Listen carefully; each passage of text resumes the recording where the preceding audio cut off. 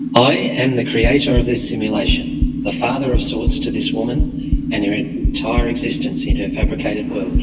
She was once living amongst us, proceeding in life, following the steps that we too have taken. Her pathways in life led her to partake in political wars that were fought for dubious causes and morals.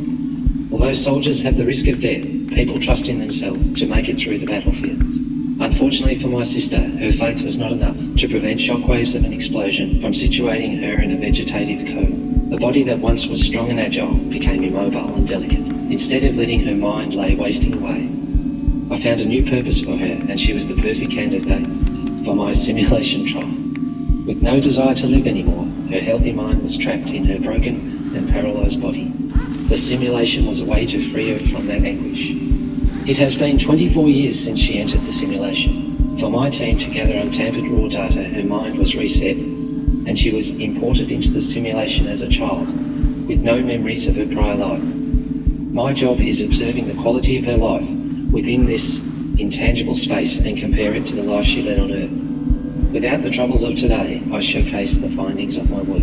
When my sister and I were younger, we were intrigued by science fiction cinema pieces that explored ideas of post-human and simulation. The discussions that it sparked would lead us to fight over and disagree with the plot's difficult questions. She would splurge that the Matrix was something that needed to be escaped and destroyed, as the real-life counterparts were merely farmhouse slaves. I could never understand this reasoning, because humans are so narrow-sighted that they only take notice of their close surroundings. As long as their life is unaffected, they do not see the wider picture of the damage and suffering that goes on around them. The energy farmers in the film give birth to the humans in the world the same way that our planet's Earth citizens give life to beings in our world. The same can be said with religion and God, which transcends its believers to heaven. In all of these situations, the human is transferred to another simulated world, whether it be good, God-created, or digitally contrived.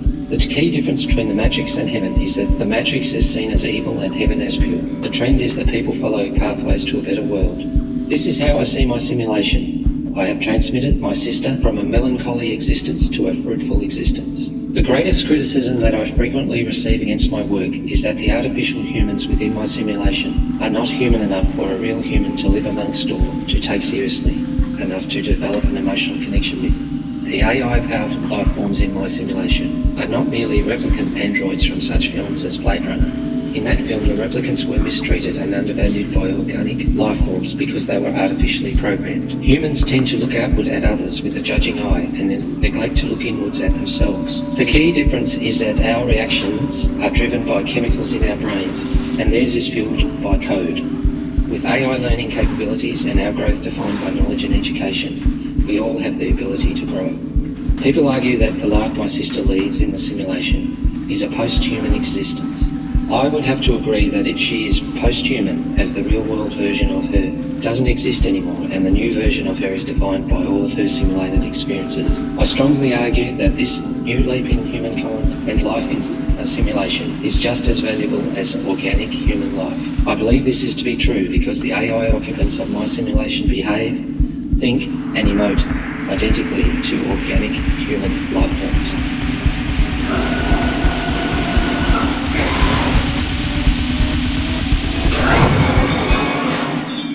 To be grateful is simply not enough. To smile with no restraints, to laugh at every moment, and breathe in the fragrance of joy so deeply that it is entrenched in your soul.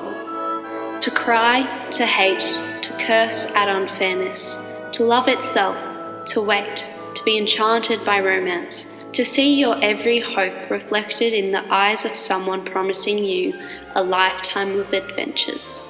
To show life that you will not let it down, that is how you appreciate your blessings.